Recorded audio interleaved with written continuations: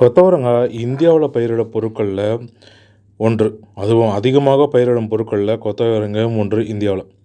இது நம்ம சில சமயங்களில் நம்ம உணவாக எடுத்துக்கொண்டிருப்போம். சில சமயங்களில் நிறைய டைமில் இது உணவாக எடுத்துக்கொள்ள மாட்டோம். இதை தவிர்த்து வருவோம். இதற்கு காரணம் இதனுடைய சுவை தான். இருந்தாலுமே இந்த கொத்தவரங்காய் பார்த்திங்கன்னா இந்தியாவில் பல கோடி டாலர்களை ஈட்டி தரும் பொருளாக இருக்குது. பல கோடி டாலர்களை ஈட்டி தரும் பொருளாக இருக்குது. இந்திய மதிப்பில் பல கோடி கிடையாது, அமெரிக்க மதிப்பில் பல கோடி டாலர்களை ஈட்டி தரும் பொருளாக இது இருக்குது. இந்த கொத்தவரங்காய் அமெரிக்கா போன்ற நாடுகளில் தான் அதிக அளவுக்கு இந்த கொத்தவரங்காய் இந்தியாவிலேருந்து ஏற்றுமதி செய்கிறாங்க. இந்தியாவிலேருந்து ஏற்றுமதி செய்து அமெரிக்காவுக்கு இறக்குமதி செய்கிறாங்க. குறிப்பாக பார்த்திங்கன்னா உலகத்திலே பார்த்திங்கன்னா அமெரிக்கா தான் அதிக அளவுக்கு இந்தியாவிலேருந்து ஏற்றுமதி செய்கிறாங்க.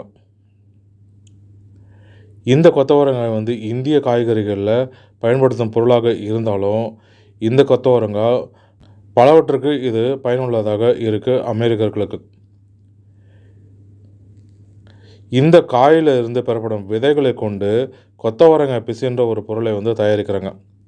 இந்த பொடி வடிவில் இருக்கும் இந்த கொத்தவரங்காய் பிசின் பல்வேறு தொழில்களில் திரவங்களை கெட்டியாக்கும் ஸ்டெபிலைசராகவும் மற்றும் இணைப்பு பொருளாக பைண்டராகவும் பயன்படுத்துகிறாங்க.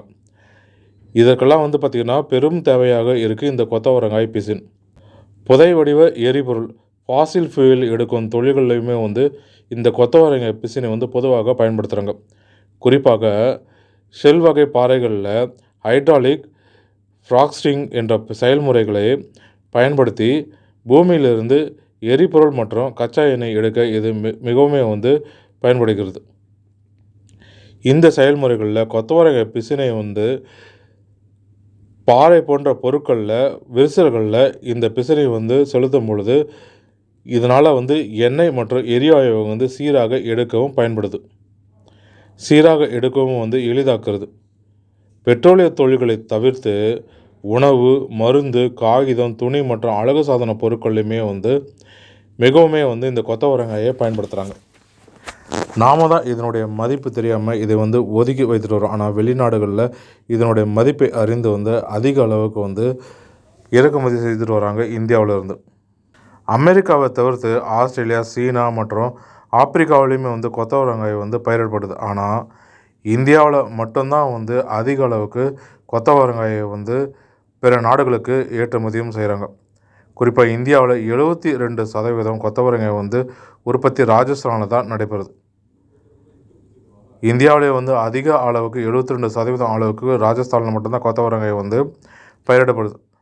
ராஜஸ்தான், ஹரியானா மற்றும் மகாராஷ்டிராவிலும் கொத்தவரங்காய் பயிரிடப்படுறாங்க. தமிழ்நாடு, ஆந்திர பிரதேசம், கர்நாடகா, உத்தரப்பிரதேசம் மற்றும் பஞ்சாபிலுமே இந்த காய்களை விளைவிக்கிறாங்க. ஆனால் அந்தளவுக்கு அதிகமாக கிடையாது. கொத்தவரங்காய் பயிரிடுவதற்கு தரமான மிதமான வெயில் இருந்தாலே போதும். அதாவது மிதமான வெயில், மிதமான மழை இருந்தாலே போதும். அதிகமாக மழை பெஞ்சோம்னா செடிகளில் அதிக அளவுக்கு இலை வளர்ந்து காய் மற்றும் விதைகள் அதனுடைய அளவு சிறிதாகிடும். அதனால் மிதமான மழை, வெயில் இருந்தாலே போதும். இதனால் பருவமழைகளில் நடுவில் மழையின் வேகம் சற்று குறைவாக இருக்கும்போது ஜூலை, ஆகஸ்ட் மாதங்களில் கொத்தவரங்காய் பயிரிடப்பட்டு அக்டோபர், நவம்பர் மாதங்களில் அறுவடை செய்வாங்க. இந்தியாவில் உற்பத்தியாகும் கொத்தவரங்காய் பிசின் 90% ஏற்றுமதி செய்யப்படுது. கொத்தவரங்காய் மற்றும் கொத்தவரங்காய் பிசினை இந்தியாவிலிருந்து பல வடிவங்களில் ஏற்றுமதி செய்கிறாங்க. இந்தியாவோட இதோட புள்ளி விவரங்கள் படி 2023-2024 ஆண்டில் இந்தியாவில் இருந்து 4,17,674 மெட்ரிக் டன் கொத்தவரங்காய் பிசினை ஏற்றுமதி செஞ்சுருக்காங்க வெளிநாடுகளுக்கு. இதனுடைய மதிப்பு பார்த்திங்கன்னா 54,166 கோடி அமெரிக்க டாலர். கொத்தவரங்காய் பிசினை மிக அதிக அளவில் ஏற்றுமதி செய்யும் நாடாக இந்தியா இருக்குது. அதே சமயம் அமெரிக்காவுக்கு இதனுடைய மிகப்பெரிய இறக்குமதியாளராக இருக்காங்க.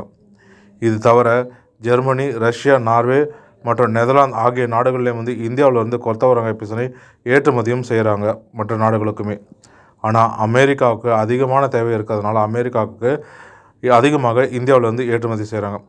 2023-24 ஆண்டு படி இந்தியாவில் அமெரிக்காவுக்கு ஏற்றுமதி செய்த கொத்தவரங்காய் பிசினோட மதிப்பு பார்த்திங்கன்னா 106 மில்லியன் அமெரிக்க டாலர்களாக இருக்குது. டொனால்ட் ட்ரம்ப் மீண்டும் ஆட்சிக்கு வந்த பிறகு வந்து அமெரிக்காவோட எண்ணெய் மற்றும் இயற்கை எரிவாயு பொருட்கள் மீதான கட்டுப்பாடை வந்து நீக்கினதுனால கொத்தவரங்காய் பிசினோட தேவை வந்து பெரும் தட்டுப்பாடு அங்கே ஏற்பட்டிருக்கு. கொத்தவரங்காய் பிசினோட தேவை வந்து அதிகமாகி இருக்குது அங்கே. இதனால் இந்தியாவிலிருந்து இன்னும் அதிகமாக ஏற்றுமதி செய்யப்படும்னு வந்து எதிர்பார்க்கப்படுது. இதனோட வருவாய் வந்து இந்தியாவுக்கு அதிக அளவில் ஈட்டி தரும்னு வந்து எதிர்பார்க்கப்படுது. இப்படி ரசாயன பொருட்களில் மட்டும் இல்லாமல் மருத்துவம், அழகு சாதன பொருட்கள் இது மாதிரி பல வகைகளில் இந்த கொத்தவரங்காய் வந்து பயன்படுத்துகிறாங்க.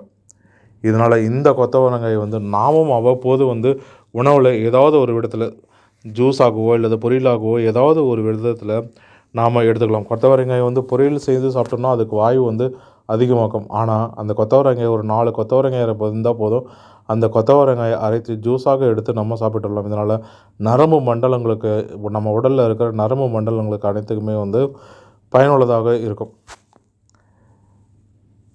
மேலும் இது போன்ற பயனுள்ள தகவல்களுக்கு ஆரம்பித்த தமிழ் யூடியூப் சேனலை பார்க்கும். நன்றி, வணக்கம்.